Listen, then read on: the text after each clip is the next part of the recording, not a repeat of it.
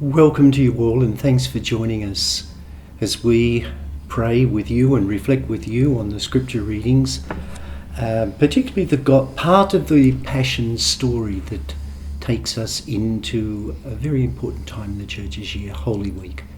We won't read all of the Passion story from Matthew, but just the very first part from verse 47 to 56 in chapter 26, which is the betrayal and the arrest of Jesus.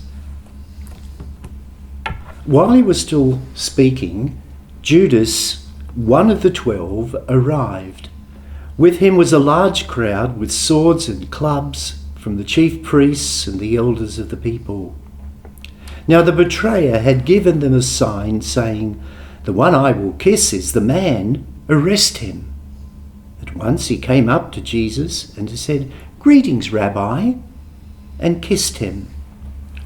Jesus said to him, "Friend, do what you are here to do." Then they came and laid hands on Jesus and arrested him. Suddenly those with Jesus put his hand on the sword, drew it, and struck the slave of the high priest, cutting off his ear. Then Jesus said to him, "Put your sword back into its place, for all who take the sword will perish by the sword.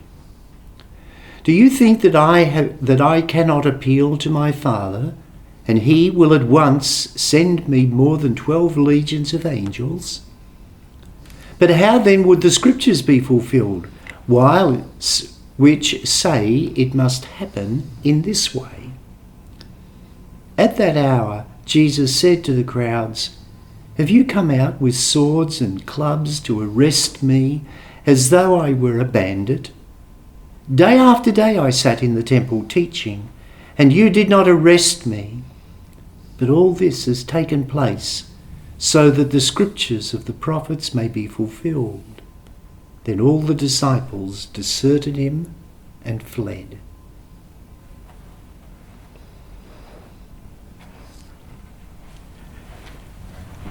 I'd like to make my comments more general about the way Matthew approaches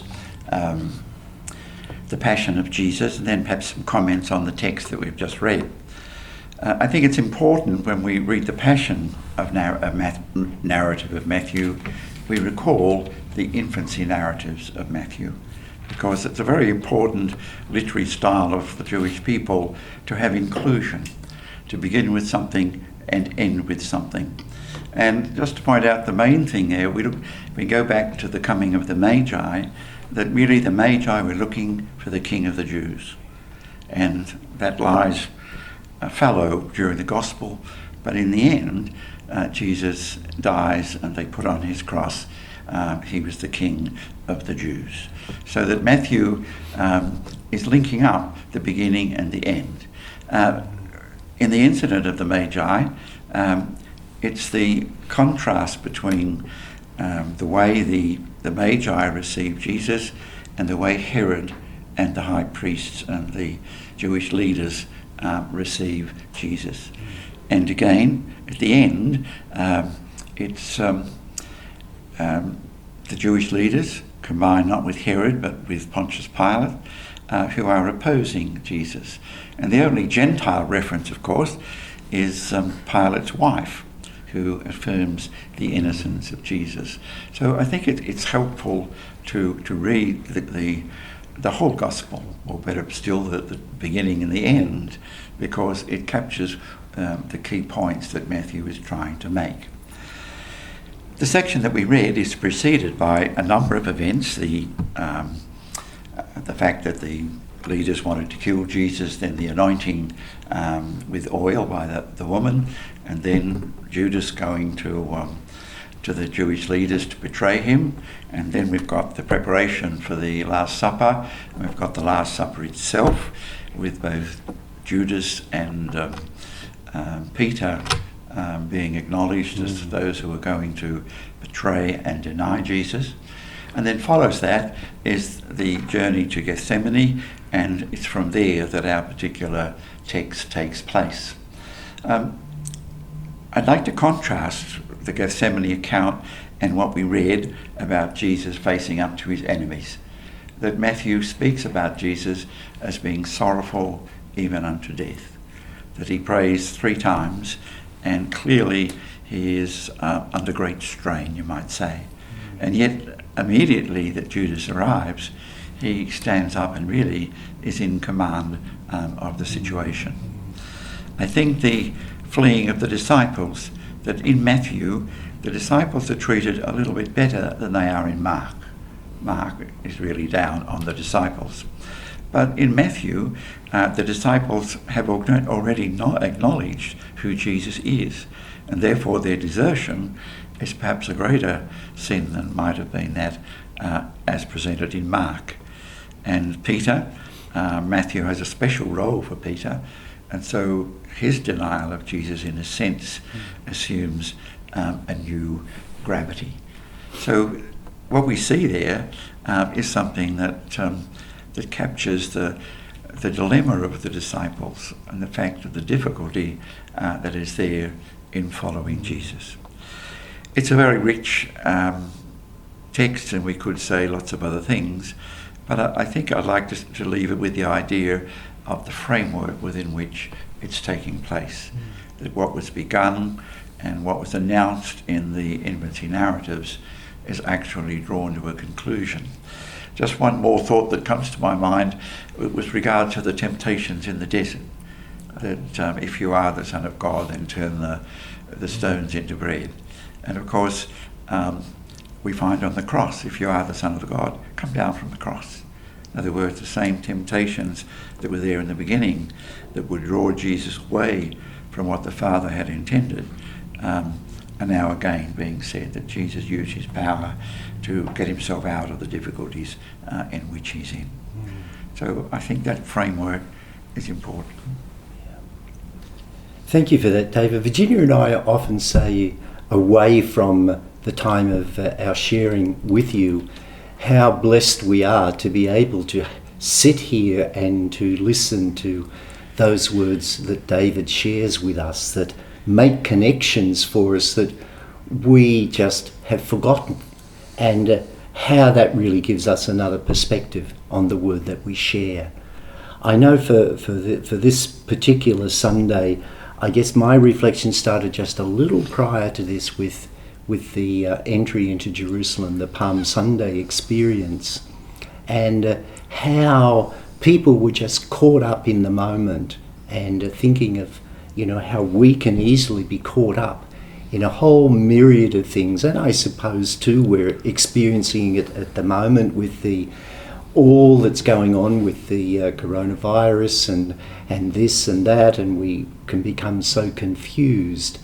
But I think it's that clarity that I've been given today, and a clarity that helps me to be able to see myself in the midst of a crowd and what I must do in that sense. Am I going to be one who walks with, or one who's going to walk away?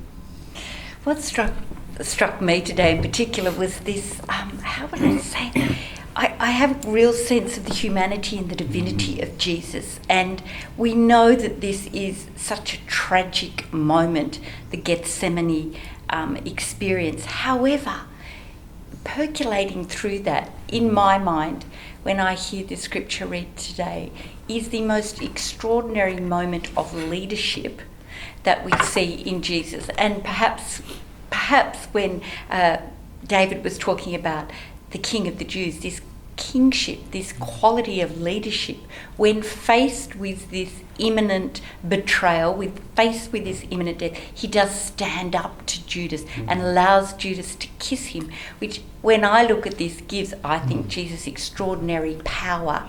And even in the face of out come the swords, he'd say, well, I am the Son of God, and I could call down leagues of angels here, but I'm choosing. So to me, he takes on this most extraordinary depth and quality and strength.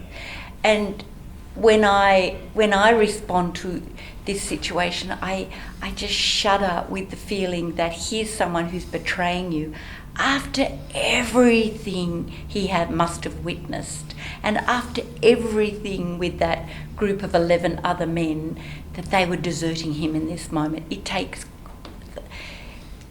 extraordinary capacity. So I just see this percolating, his humanity and divinity, as he's led into this extraordinary moment. It's beyond human. Yes, I don't understand it all, but that's the sense that I get. Isn't it beautiful to see how the three of us can, using a common text, can approach it in different ways?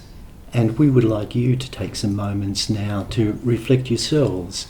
Yes, hearing what we have shared with you, but also taking it further than us and appropriating it to yourself, so that this is something that is really speaking to you.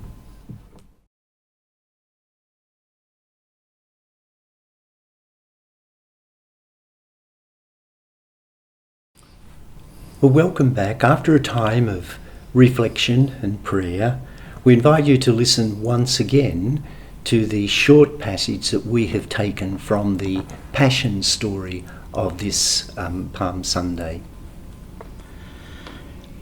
While he was still speaking, Judas, one of the 12, arrived. With him was a large crowd with swords and clubs from the chief priests and the elders of the people. Now the betrayer had given them a sign, saying, "The one I will kiss is the man. Arrest him." At once he came up to Jesus and said, "Greetings, Rabbi," and kissed him. Jesus said to him, "Friend, do what you are here to do." Then they came and laid hands on Jesus and arrested him. Suddenly one of those with Jesus put his hand on his sword, drew it, and struck the slave of the high priest, cutting off his ear. Then Jesus said to him, "Put your sword back into its place, for all who take the sword will perish by the sword. Do you think that I cannot appeal to my Father, and he will at once send me more than 12 legions of angels? But how much then would the scriptures be fulfilled, which say it must happen in this way?" At that hour, Jesus said to the crowds, "Have you come out with swords and clubs to arrest me as though I were a bandit? Day after day I sat in the temple teaching, and you did not arrest me. But all this has taken place so that the scriptures of the prophets may be fulfilled." Then all the disciples deserted him and fled. I'm going back to what I said just a little earlier about being caught up in the euphoria and the excitement of crowds and the opinions of others, and wanting just to sit with that, and where do I get caught up in a way that would show that I'm walking away from Jesus, rather than allowing my faith to be like sort of wearing it on my sleeve, as it were, and being one whose testimony is always about the belief and the person in whom I've thrown my lot in with.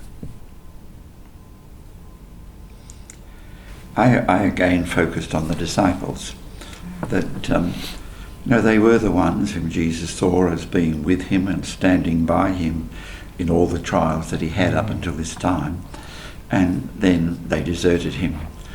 And I feel that we should all recognise that however much we think we are the faithful disciples of Jesus, there is always that possibility of deserting, that our faith is not something that is so strong that it can't be undermined, and that so often its frailty can give way to the various things that come up before us in life. So I wanted to think about again what it means to be a disciple of Jesus, and not to be presumptuous in thinking because one follows Jesus in an obvious way that one cannot in a given situation desert him. Yeah, thank you. I think this is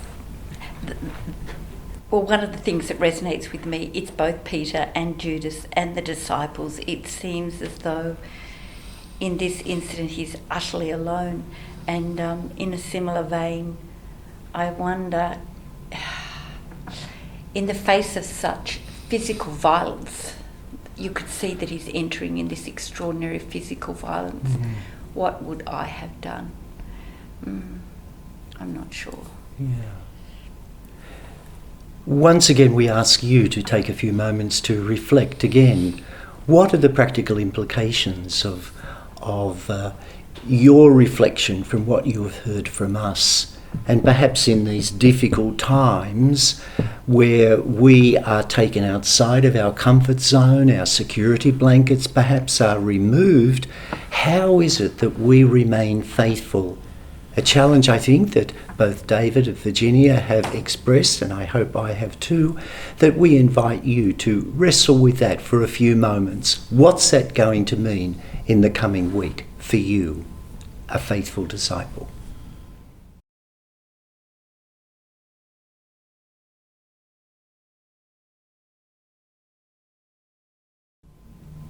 It is said that the way to hell is paved with good intentions. Perhaps that makes it even more important for us to be sincere in what we say we want to do, but we can't do it alone. Again, a moment of quiet prayer in which we call upon God, the faithful one, to continue to walk with us and in walking reveal self to us, that we may be strengthened in our resolve to be the faithful ones as well.